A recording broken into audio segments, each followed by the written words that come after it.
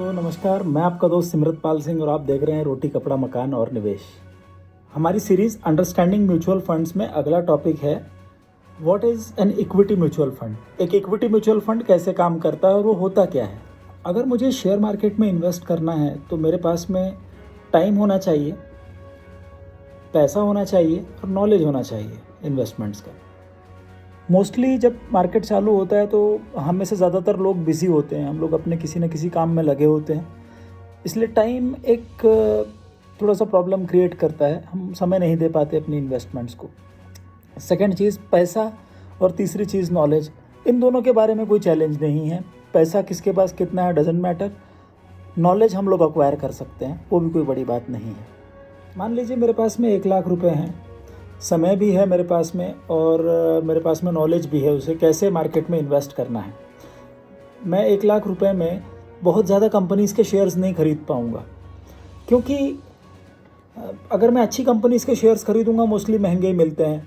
मारुति के शेयर्स खरीदूँगा तो 6,000 रुपये का एक शेयर है, 10 शेयर्स 60,000 रुपये के हो गए।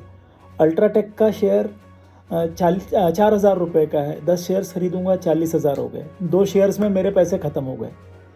बहुत ज़्यादा डाइवर्सिफाई करके मैं अपनी इन्वेस्टमेंट नहीं कर पाया, अलग अलग क्षेत्रों में नहीं लगा पाया पैसे को। यही चीज़ जब हम म्यूचुअल फंड खरीदते हैं तो म्यूचुअल फंड करता क्या है, म्यूचुअल फंड पब्लिक से पैसा इकट्ठा करता है और उन पैसों को शेयर्स में इन्वेस्ट करता है।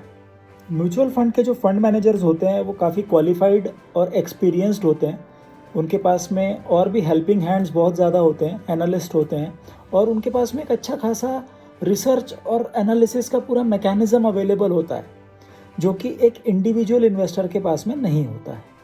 अब म्यूचुअल फंड जब लोगों से पैसा इकट्ठा करता है तो पैसा काफ़ी बड़ी साइज़ में हो जाता है, तो उनके लिए पॉसिबल होता है कि वो बहुत सारी कंपनीज़ के शेयर्स में इन्वेस्ट कर पाएँ।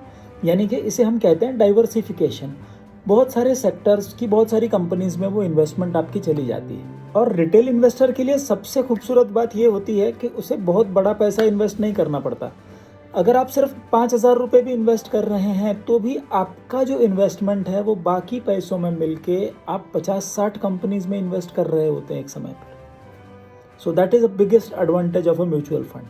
तो दोस्तों ये हो गए एडवांटेजेस। सबसे पहला हो गया कि आपको रीजनेबल डाइवर्सिफिकेशन, यानी कि अलग अलग जगह पे आपका पैसा लग जाता है, एक्सपर्ट आपका पैसा मैनेज कर रहे होते हैं और आपको समय भी नहीं देना है उसमें और आपको बहुत बड़ा पैसा भी नहीं लगाना है।